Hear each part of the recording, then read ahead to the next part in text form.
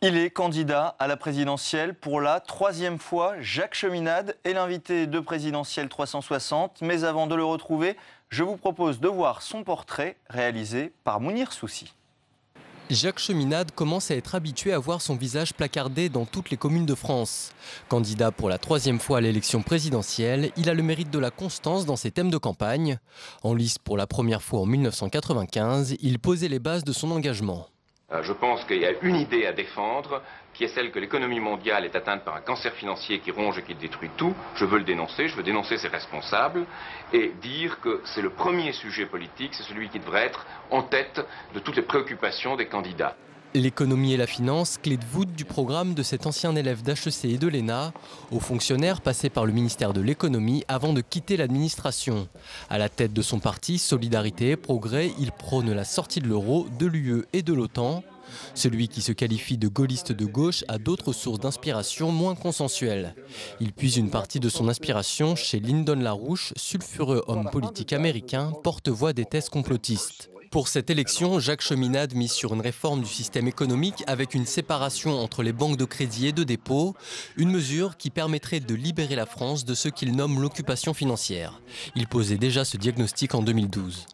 C'est l'heure où l'Europe se décompose, le système financier monétaire international se désintègre, et c'est l'heure où, ou bien on va dans la voie du développement mutuel, ou on va vers une voie qui nous mènera étape par étape vers des systèmes qui seront des systèmes totalitaires. À 75 ans, le doyen de cette campagne assure que c'est la dernière. Habitué au score microscopique, il aura au moins ouvert la voie à une lignée de candidats inclassables. Jacques Cheminade, interrogé par Saveria Rogex, c'est le face-à-face de Présidentielle 360.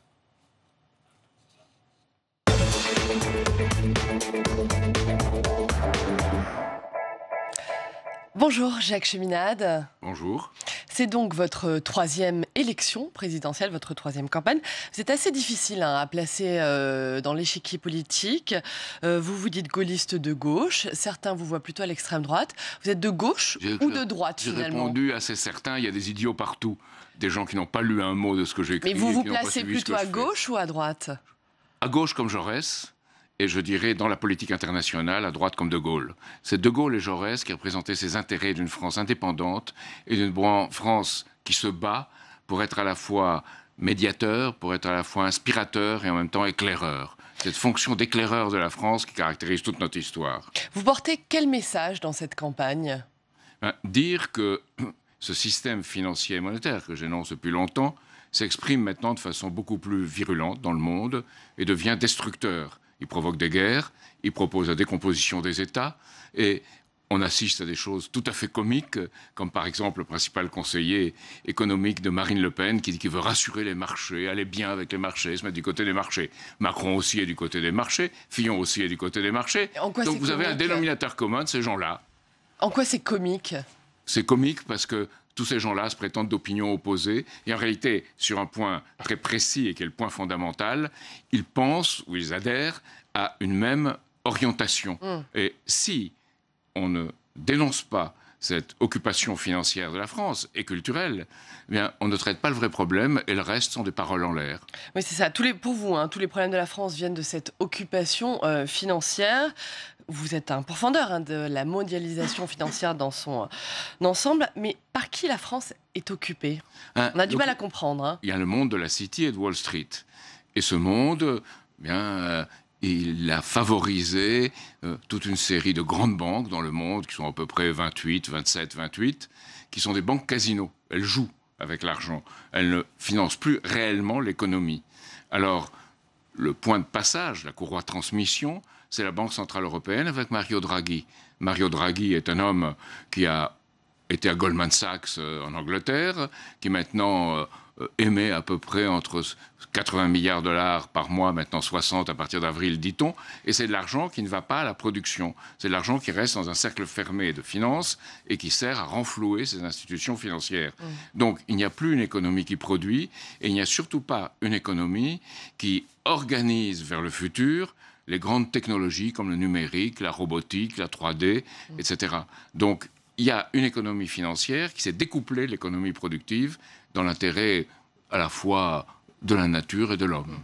Jacques Cheminade, vous êtes un adepte des théories complotistes, ou en tout cas vous en relayez certaines. Par exemple, en 2012, vous avez comparé Barack Obama à Hitler. Pas moi. On a du mal... Pas moi, c'est des gens qui l'ont dit, on a moustache, j'ai mis la moustache à Barack Obama. C'est les amis américains qui l'avaient fait. C'était en 2012, on a fait 2012 sur France Inter. Vous savez, c'est la même chose. Vous parliez des assassinats par drone. Quel est le rapport avec Hitler? On a du mal à comprendre. Alors, le rapport, si vous voulez en établir un, c'est une politique de destruction du travail, de destruction de la capacité de connaître et de comprendre. Et la réforme d'Obama, la réforme médicale, ce n'était pas la réforme sur le système français, ou du moins ce qui devrait être, ou ce que voulait au départ Hillary Clinton. Et la réforme d'Obama, c'est mettre la santé entre les mains des compagnies d'assurance. Et quel rapport avec Hitler? C'est une sélection, un tri de la vie humaine. Et un de ses conseillers, Ray Emanuel, qui après a été à Chicago, qui est l'endroit d'où vient Obama, l'a dit explicitement. Qu'il fallait voir si des gens méritaient d'être traités ou non, et qu'il fallait peut-être réduire Medicaid et Medicare pour ces gens-là. D'accord. Vous avez fait également des déclarations ambiguës sur le 11 septembre 2001. Pas du tout ambiguës. Les attentats sont un complot dont Al-Qaïda n'est pas responsable, selon vous? Non. Il y a dans le 11 septembre quelque chose de très clair, c'est l'Arabie Saoudite qui est là. Donc, il y a eu une enquête du Congrès américain dont tous les présidents ont refusé de publier le texte. Un sénateur, Bob Graham, s'est battu pour que ce texte soit publié. Finalement, il a été. Et on a vu qu'en effet, il y a des liens avec l'Arabie Saoudite qui ont été établis, notamment avec le prince Bandar, qui est le grand ami du gouvernement français. Donc, on a vu cela. Et le Congrès a voté une loi qui s'appelle JASTA, qui autorise les victimes de l'attentat, si elles peuvent prouver qu'elles ont été victimes, à poursuivre l'Arabie Saoudite, à poursuivre un gouvernement. Donc c'est quelque chose d'inouï que des victimes individuelles dans un pays puissent poursuivre un autre gouvernement. Donc ça montre bien qu'il y a eu, dans ce 11 septembre, des gens qui ont bénéficié d'appui de gouvernement ou de réseaux.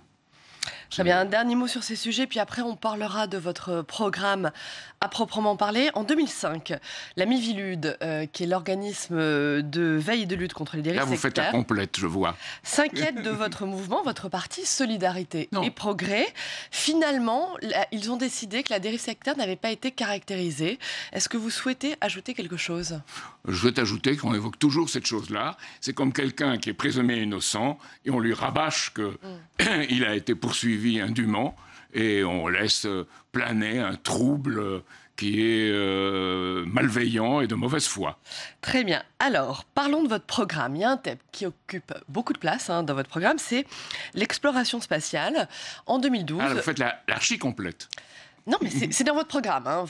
Mais non, c'est en 2012, c'est les gens qui s'y sont attachés. C'était 10 pages sur 300 pages. C'était une grande partie en 2012. Justement, je voulais savoir si cette exploration spatiale, vous vouliez à l'époque un corridor thermonucléaire. J'ai jamais écrit cela. Encore très sérieux. Quelque chose détox, là. Détox. J'ai jamais écrit ça. Cherchez-le dans mon programme et vous ne le trouverez pas. Je voulais savoir donc, c'est mauvaise foi, c'est malveillant. Monsieur Cheminade, je voulais savoir si c'était toujours d'actualité aujourd'hui. Ce n'est plus le cas. Ce qui est vrai. Ce n'est plus le cas, alors. Non, je demande juste si c'est toujours d'actualité aujourd'hui dans votre programme. Le programme spatial? Oui. Mais bien sûr que oui. C'est un programme de l'espace, un programme de développement de l'Afrique et un programme de la mer, de l'économie bleue. Et ce qui peut tirer de l'avant les pays et créer entre eux la paix par le développement mutuel. Parce que des objectifs communs de l'humanité peuvent être exprimés par ces trois orientations qui doivent être politiques. Parce que c'est voir avec les yeux du futur et pas déduire du passé. Aujourd'hui, pour tout, on se demande combien ça coûte, combien ça coûte, combien ça coûte. Moi, je veux dire combien ça rapporte, qu'est-ce qu'on peut faire pour le futur. Vous voulez trouver les moyens de financer ça? Vous savez, aujourd'hui, on pense qu'il y a un point limité qui est la monnaie à un certain moment dont on dispose. Et quand la Banque Centrale Européenne émet 80 milliards par mois, personne n'y trouve beaucoup à redire. Moi, je dis qu'il faudrait que la France investisse 100 milliards par an. Bien, c'est moins que la part de la France, de 12%, sur ces 960 milliards, 80 par 12, de la Banque Centrale Européenne. Donc, il y a un investissement à faire, mais qui doit être pour le travail, pour l'entreprise, pour le futur. Et pas un investissement pour quelque chose qui tourne en rond dans ce monde de l'argent. Alors, on va y venir. Avant tout, dans votre programme, vous êtes favorable à une sortie de l'Union européenne, une sortie de l'euro. Bruxelles, c'est la source de tous les maux? pas du tout. Ce que je peux vous dire, c'est que Bruxelles, c'est une sorte de domesticité de ce milieu financier mondial. Mais il faut en y a sortir. Actuellement 30 000 lobbyistes à Bruxelles, certains disent 20 000, mais le chiffre réel, c'est 30 000. Lorsque j'y étais et que je représentais la France, il y en avait 700. Donc, c'est quelque chose qui est sous influence. Et la Banque Centrale Européenne, qui a le véritable pouvoir en Europe, parce qu'aujourd'hui, il n'y en a pratiquement pas d'autres. Elle est la courroie de transmission de ce système de l'argent facile, l'argent immédiat. C'est la mondialisation financiarisée et les rentrées dans l'Union européenne. C'est pour ça que moi, je suis pro-européen. Je suis pour l'Europe, mais pas l'Europe telle qu'elle est. Mais cette sortie de l'euro que vous prenez, elle serait vraiment indolore pour les Français, pour les Non, retraités, c'est risqué, mais rester dans l'euro, c'est encore plus risqué, parce que c'est ne pas se réveiller et ne pas voir ce qui fait insidieusement, peu à peu, une destruction de la capacité européenne d'indépendance, de développement économique, de croissance. Donc, sortir l'euro, c'est dangereux, il faut le sortir bien, c'est-à-dire en pensant à l'autre Europe qu'on peut faire, une vraie Europe, qui est une Europe des projets, des patries et des peuples, qui est celle qu'envisageait en 1962 le plan Fouché. C'est ce que je défends. Donc c'est pas revenir en arrière, c'est aller de l'avant avec de grands projets. Jacques Delors lui-même dit qu'il ne reconnaît pas son euro. Il dit que c'est un euro qui est attaché à des projets, c'est les projets de Jacques Delors, ils n'ont pratiquement pas été faits, donc c'est un euro qui maintenant est hors sol et en effet attaché à le fonctionnement de ce système financier. Alors restons sur le domaine économique. En France, vous parlez de remettre la France au travail et vous voulez créer un crédit public national. Qu'est-ce que c'est le crédit public national ? Crédit public national, c'est quand on dit, voilà, il y a une institution qui est une banque nationale qui peut faire des avances au Trésor et le Trésor ne paie pas d'intérêt à cette banque nationale et investit et fait du crédit public qui est distribué par le Trésor lui-même, par l'autorité centrale. La banque nationale doit être épaulé par un Conseil national du crédit et en même temps distribué par les banques qui sont en place, mais qui doivent être séparées de leur fonction d'investissement, qui doivent être des banques de crédit et de gestion de dépôt. C'est ce qu'avait Roosevelt en 1933, c'est ce qu'on avait à la Libération. En quelques mots, vos propositions en matière de terrorisme, de sécurité, est-ce que par exemple vous prolongeriez actuellement l'état d'urgence ? Sûrement pas. Je crois qu'on a eu une espèce d'étrange état d'urgence pendant lequel on pouvait voir l'euro, on pouvait avoir des feux d'artifice. Quand il y a un véritable état d'urgence, on n'a pas ces activités publiques. C'est sérieux ou ça l'est pas. Alors aujourd'hui, l'état d'urgence, c'est simplement un moyen d'établir un certain contrôle, certes qui ne va pas aussi loin que dans d'autres États dans le monde, mais un certain contrôle qui est là en place. Donc je suis pour qu'on arrête immédiatement cet état d'urgence et qu'on ait une coopération dans la répression du terrorisme et en même temps dans l'action contre le terrorisme plus profondément, une coopération entre le juge, l'universitaire, le policier et tous les gens qui ont des responsabilités, le maire, aux échelons et les éducateurs, aux échelons locaux. Il n'y a pas cette coopération, comme il n'y a pas de coopération entre les services européens. Et c'est seulement cette coopération qui permettra, je dirais, d'aller y voir et de déceler les choses au moment où elles apparaissent. Alors en France, notre police, notre gendarmerie fonctionne très bien. Et il y a des réseaux de veille, mais ils ne sont pas coordonnés. Et moi, je suis pour cette coordination au niveau du président de la République lui-même. Alors, toujours au chapitre de vos propositions sur l'éducation, beaucoup de propositions sur l'éducation dans votre programme. Nous sommes en état d'urgence éducative. Quand Emmanuel Macron, par exemple, propose des classes de 12 élèves dans certains quartiers, est-ce que vous seriez d'accord ? Non, moi je suis pour 12 ou 10 élèves dans les maternelles. C'est là que ça commence. Et c'est là qu'il y a trop d'élèves par enseignant. Les enfants arrivent avec des vocabulaires très différents. Et c'est là qu'il faut créer de l'unité et créer un vouloir vivre en commun, en apprenant. Et on peut très vite apprendre, même à la fin de la maternelle, on peut commencer à savoir lire. Après, il faut voir où tout le monde est arrivé quand on arrive en CP. Et il faut que tout le monde, au moins, ait un minimum de compétences. Si on ne l'a pas, il faut remettre tout le monde ensemble pendant au moins un mois pour retravailler à créer ce milieu collectif de progrès. Et ensuite, il faut arriver en CM2 et nouveau contrôle avant d'arriver en 6e. Et aujourd'hui, vous savez que à peu près 25% des élèves qui arrivent en 6e n'ont pas les compétences de jugement, ni de lecture, ni d'écriture. Il faut les leur donner. Et ça, il faut réhabiliter le primaire et mieux payer les enseignants. On est parmi les enseignants les moins bien payés d'Europe. Il faut les augmenter de 20% progressivement. Un mot sur l'aspect écologique de votre programme. Vous êtes plutôt classé dans les climato-sceptiques. Vous pensez que l'homme, l'activité humaine n'est pas responsable. Vous pensez non. Je pense que l'homme n'est pas responsable, ou n'est pas complètement responsable du réchauffement climatique. Attendez, on utilise cette responsabilité de l'homme pour dire, voilà, c'est lui qui a fait ça, donc il faut arrêter son développement, il faut arrêter ce qu'il fait. Bonus pour les milieux financiers, qui ainsi voient que l'argent ne doit pas nécessairement aller dans la transformation de la nature, dans la transformation de l'homme. Mais que peut faire l'homme face à ce changement climatique, qui est certain? Il faut faire une politique qu'on ne fait pas, qui est une politique de guerre contre la soif, pour recréer une politique dans le monde de l'eau. Vous savez que si on arrive à 2030, la moitié des êtres humains auront soif, n'y arriveront pas. Donc il faut faire une politique de l'eau. Il y a des gens qui font très bien ça, qui ont des radars, qui savent voir où sont les aquifères et explorer ces aquifères. Bon, ces gens-là, il faut leur donner les moyens. Actuellement, ils ne les ont pas. Les Nations Unies leur donnent un peu, la France, pas du tout, bien qu'ils soient français.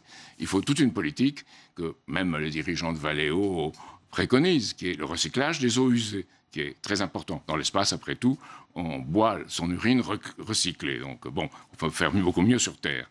Et puis, il y a encore toute une politique, éventuellement, qui est, par l'osmose inverse, de traiter les eaux de mer pour en faire de l'eau douce. Ça, dans les régions très chaudes, comme le Golfe Persique ou en Californie, ça se défend. Donc, il y a toute une politique de l'eau. Et l'investissement dans cette politique de l'eau, c'est l'autre pilier qui permettra qu'il n'y ait pas de guerre. Parce que souvent, ces guerres que nous n'avons pas fait grand-chose pour arrêter, voire que nous avons provoquées au Proche Moyen-Orient ou en Afrique, sont dues à des guerres de l'eau. Si vous voyez, comme vivent les gens dans les camps de regroupement au Tchad, c'est abominable.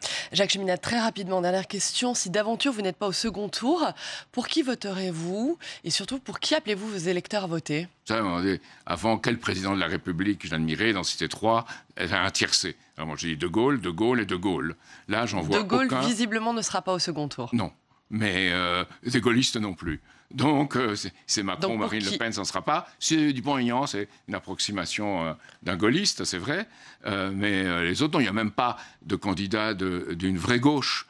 Quand vous voyez Mélenchon présenté en révolutionnaire, toute sa carrière au Sénat. Donc de qui vous sentez-vous le plus proche? D'aucun, je me sens proche, en réalité. Parce que vous je ne voterez pas au second tour? Qu'ils sont l'émanation d'un échec généralisé. Donc, au second tour, si j'ai à voter, j'irai voter, je voterai blanc.